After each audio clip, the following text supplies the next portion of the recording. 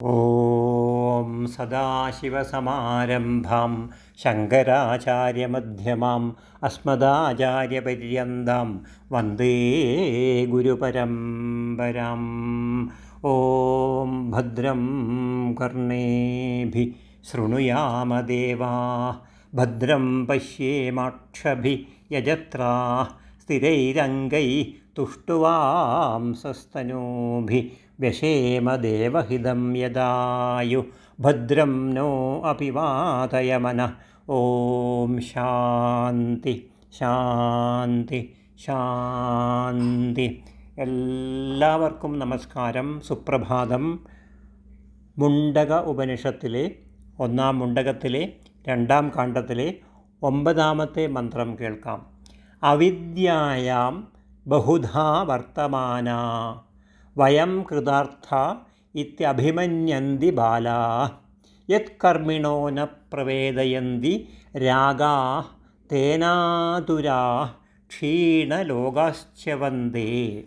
അവിദ്യായാം, അവിദ്യയിൽ, ബഹുധാ, പല പ്രകാരത്തിൽ, വർത്തമാന, വർത്തിക്കുന്ന, ചലിക്കുന്ന, ചരിക്കുന്ന, ബാലാ, ബാലന്മാർ, വയം, നാം, കൃതാർത്ഥ, കൃതാർത്ഥന്മാരാകുന്നു, ഇതി, എന്ന്, അഭിമന്യന്തി, അഭിമാനിക്കുന്നു, യത്, യാതൊന്ന് ഹേതുവായിട്ട്, കർമ്മിണ, കർമ്മികൾ, കർമ്മ ആസക്തന്മാർ, രാഗാത്, രാഗത്താൽ, കർമ്മഫലത്തിലുള്ള കൊതിയാൽ, ന പ്രവേദയന്തി, തത്വത്തെ അറിയുന്നില്ലയോ, തേന, അതുകൊണ്ട്, അങ്ങനെ ആ തത്വത്തെ അറിയായിക കാരണം കൊണ്ട്, ക്ഷീണലോകാ, കർമ്മഫലം ക്ഷയിച്ച്, ആതുരാ, ആതുരന്മാരായിട്ട്, ദുഃഖപരവശന്മാരായിട്ട്, ചെവന്തേ, ചെവിക്കുന്നു, സ്വർഗലോകത്തിൽ നിന്നും ഭ്രഷ്ടരായിത്തീരുന്നു എന്ന് മാത്രമല്ല, പല പ്രകാരത്തിൽ അവിദ്യയിൽ വർത്തിക്കുന്ന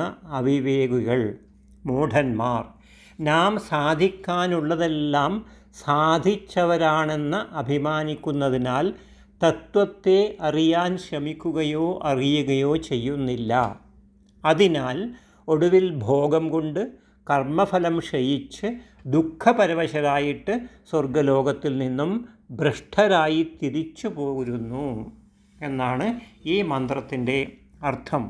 അപ്പോൾ നമ്മൾ അവിവേകികൾ ആയിക്കഴിഞ്ഞാൽ, കർമ്മത്തിനെക്കുറിച്ച് ജ്ഞാനം ഇല്ലാതെ അജ്ഞാനം ഉണ്ടായിക്കഴിഞ്ഞാൽ, ആ അജ്ഞാനം മൂലം നമുക്ക് ദുരഭിമാനം ഉണ്ടാകും. നമുക്കെല്ലാം അറിയാം എന്നുള്ള ഒരു അഭിമാനം, ആ ഒരു അഹങ്കാരവും അഭിമാനവും ഉണ്ടാകും.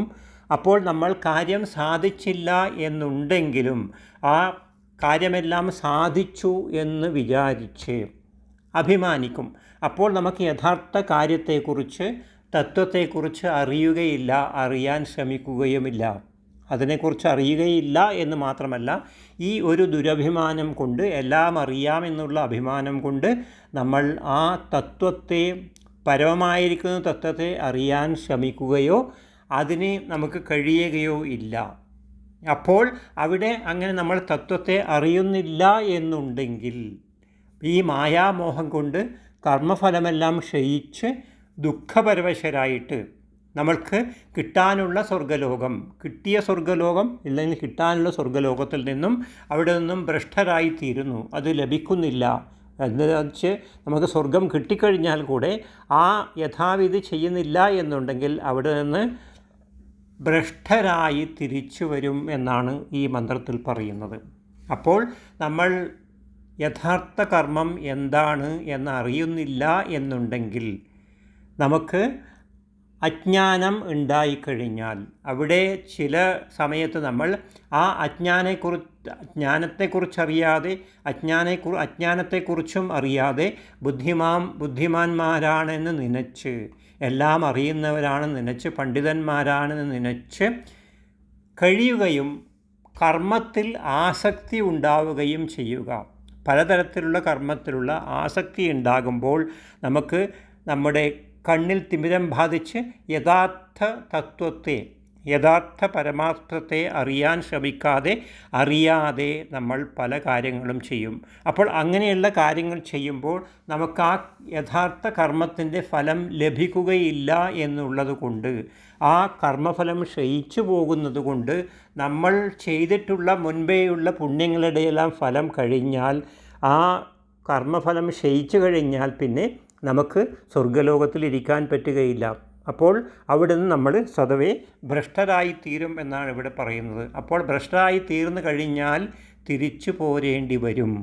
അപ്പോൾ നമ്മൾ അഗ്നിഹോത്രം മുതലായ കാര്യങ്ങൾ ചെയ്ത്, നല്ല കാര്യങ്ങൾ ചെയ്ത് സ്വർഗത്തിലെത്തിയാൽ കൂടെ അവിടെയും നമ്മൾ എന്താണ് നമ്മുടെ കർമ്മം എന്നനുസരിച്ച് നോക്കി നമ്മുടെ കാര്യങ്ങൾ ചെയ്തുകൊണ്ടേയിരിക്കണം, കർമ്മം ചെയ്തുകൊണ്ടേയിരിക്കണം. എന്നാൽ മാത്രമേ അവിടെ നിന്നും കർമ്മഫലം ക്ഷയിക്കാതെ ഭ്രഷ്ടരാകാതെ അവിടെ നിൽക്കാൻ പറ്റുകയുള്ളൂ. ഇല്ലെങ്കിൽ നമ്മൾ അവിടെ നിന്നും കർമ്മഫലം ക്ഷയിച്ച് ഭ്രഷ്ടരായി തിരിച്ച് ഭൂമിയിലേക്ക് തന്നെ വരും എന്നുള്ള കാര്യമാണ് ഇവിടെ പറയുന്നത്.